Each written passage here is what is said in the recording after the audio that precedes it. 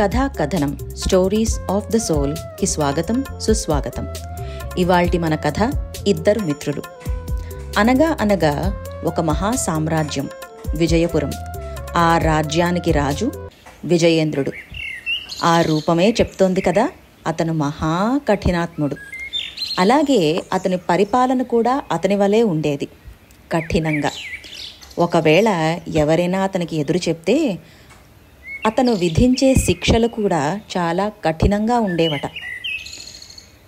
అదే రాజ్యంలో రవివర్మ, గుణశర్మ అని ఇద్దరు మిత్రులు ఉండేవారు. ఇద్దరికీ ఒకరి పట్ల ఒకరికి అభిమానం, ఆప్యాయత, అపారమైన నమ్మకం ఉండేవి. అయితే ఈ ఇద్దరు మిత్రులు కూడా ఈ రాజుగారి అకృత్యాలను సహించలేకపోయేవారు. ఒకసారి నిండు సభలో రవివర్మ రాజుగారిని ఎదిరించాడు. దీంతో రాజుగారికి మహా కోపం వచ్చింది. వెంటనే భటులకు చెప్పి రవివర్మను బంధించి కారాగారంలో పెట్టించాడు. పరిగెత్తుకుంటూ వెళ్ళాడు గుణశర్మ కారాగారం వద్దకు. అక్కడ స్నేహితుణ్ణి చూసి చాలా బాధపడ్డాడు.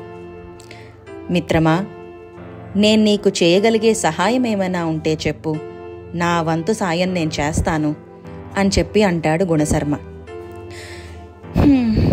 ఏం చెప్తాను మిత్రమా, నా బాధల్లా ఒక్కటే. నా తల్లికి చెల్లికి ఒక జీవనోపాధి అంటూ ఏర్పాటు చెయ్యలేదు ఇప్పటి వరకు. విని గుణశర్మ రాజుగారి దగ్గరికి వెళ్ళి, అయ్యా, నా స్నేహితుడు చాలా మంచివాడు. అతనికి ఒక్క అవకాశం ఇవ్వండి. అతని తల్లికి చెల్లికి ఒక జీవన ఉపాధి కల్పించి మళ్ళీ తిరిగి వచ్చేస్తాడు. అయితే వెంటనే రాజంటాడు, ఆహా, నీ స్నేహితుడి మీద నీకు అంత నమ్మకం ఉన్నదా?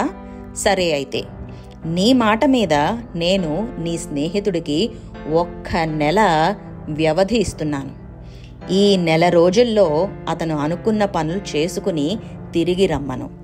ఇదే రోజు నెల్లాళ్ల తర్వాత అతను కనుక రాకపోతే అతని బదులు నువ్వు కారాగారంలో ఉంటావు.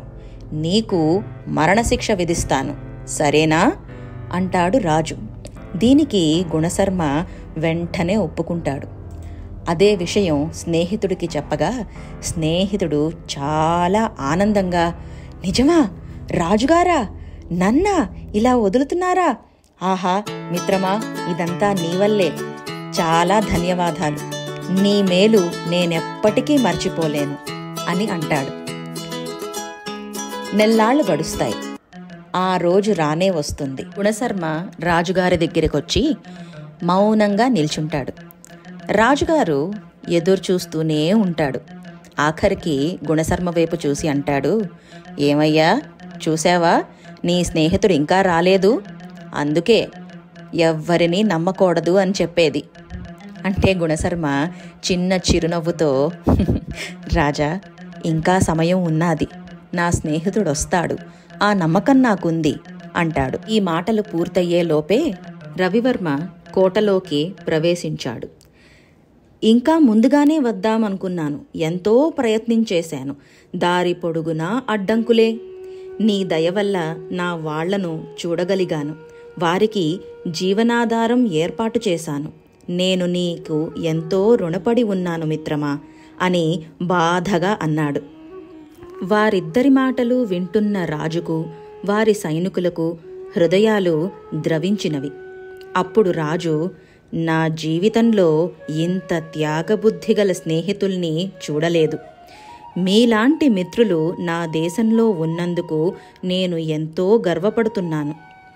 ఈనాటి నుండి నేను కూడా ప్రజల యందు ప్రేమానురాగాలతో ఉంటాను అని రాజు ఇద్దరిని విడుదల చేశాడు.